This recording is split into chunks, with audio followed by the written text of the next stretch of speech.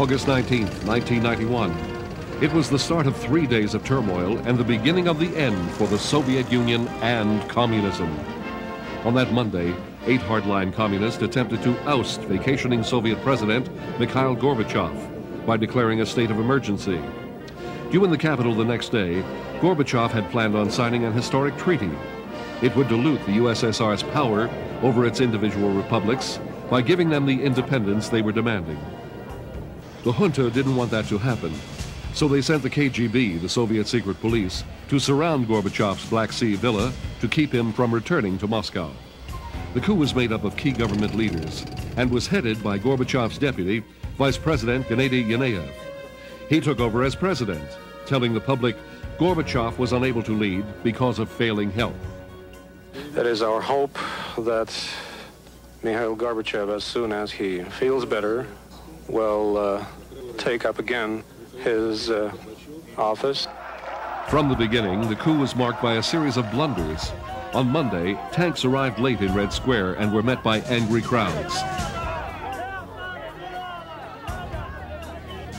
By the time the tanks reached the Russian Parliament building, supporters of newly elected Russian President Boris Yeltsin had gathered, telling tank crews to leave. Yeltsin climbed on a tank and denounced the plotters and called for a strike. He told his people to resist what he said was a right-wing coup. The emergency decrees had no legal force on the territory of the Russian Federation. The junta also failed to capture all the local radio and television stations, leaving conspirators unable to control the airwaves and boast false claims of their takeover.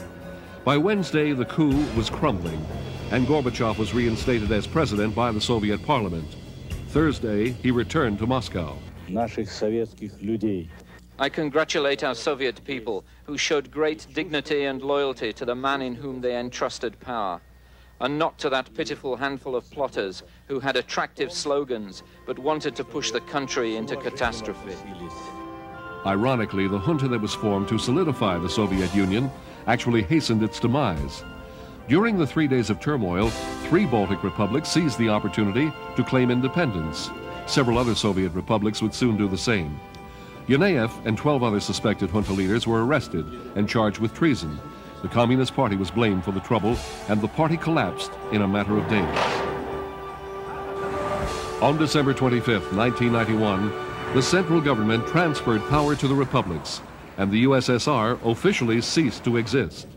11 of the 15 former Soviet republics formed a new association, the Commonwealth of Independent States. 74 years after Lenin and the Bolsheviks seized power, the Communist Party was dead, the victim of a second Russian Revolution.